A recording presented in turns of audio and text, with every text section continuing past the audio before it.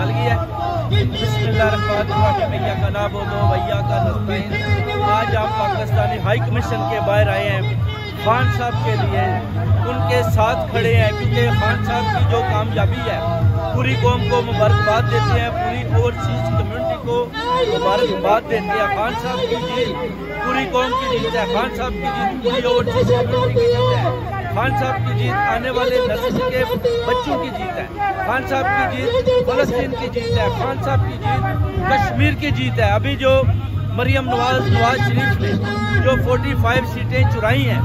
اس کے لیے ہم ادھر آواز بلند کرتے ہیں کہ وہ آر اوز اور جن نے ان میں مداخلت کی ان کو جتوانے میں جو لوگ بھی آئے ہیں ان کے اوپر آرٹیکل 6 لگائیں، ان کو پکڑیں، اور جو 45 سیٹ جو ٹوٹل سویپ کیا پنجاب کے اندر وہ واپس خان صاحب کی جولی میں ڈالی جائیں، کیونکہ سب کو پتہ ہے کہ کے پی کے میں 98% اور پنجاب میں 100%، بلوچستان 25 اور سندھ 25% سیٹس ہم جیتے ہوئے ہیں، اور خان صاحب 3/4 اکثریت سے جیت چکے ہیں، اور ہم چاہتے ہیں کہ ان کو وزیر اعظم بنایا جائے، کیونکہ قیدی نمبر 804 آپ نے دیکھ لیا، پوری قوم ساتھ کھڑی ہے، پوری اوورسیز کمیونٹی ساتھ کھڑی ہے، سب نے اپنا بدلہ ووٹ دے کر اپنے ظلم کا بدلہ لے لیا، اور ابھی جو ادھر یہ جو کچھ بھی ہو رہا ہے آپ دیکھ سکتے ہیں، عالمی میڈیا جیسے ہی نواز شریف کے پاس پہنچتا ہے بتاتا ہے خان صاحب 150 سیٹ جیت چکے ہیں، تو مریم کو جھٹکا لگتا ہے، وہ اسی وقت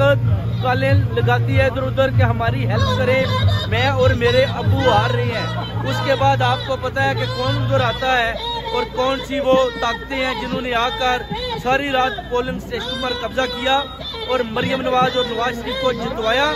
بلکہ اس کے ساتھ 45 اور سیٹیں بھی جتوائیں،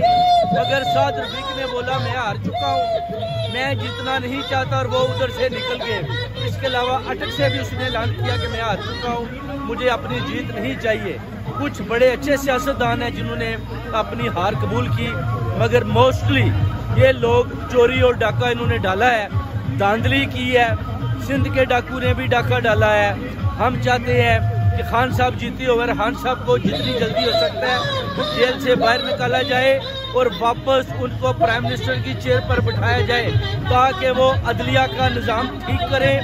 حکومت کا نظام ٹھیک کریں، پارلیمنٹ کا نظام ٹھیک کریں، اور آرمی کو اور زیادہ مضبوط کریں، اور ایک پیج پر اکٹھے ہو کر پاکستان کی قومی سلامتی کو صحیح طریقے کے ساتھ دیکھیں، اور اسلامی جمہوریہ پاکستان میں جو قانون ہے اس کو ٹھیک کریں، جس کو ججوں نے خراب کیا ہوا ہے، جو ابھی منڈی ججوں کی اور آزاد امیدواروں کی آصف علی زرداری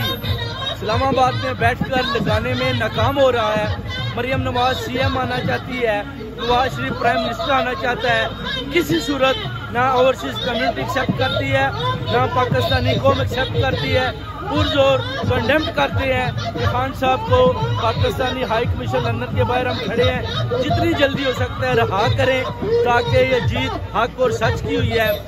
ضلع شاہ کی ہوئی ہے، عرش شریف کی ہوئی ہے، اور پوری قوم کی ہوئی ہے۔ بہت بہت شکریہ آپ کو۔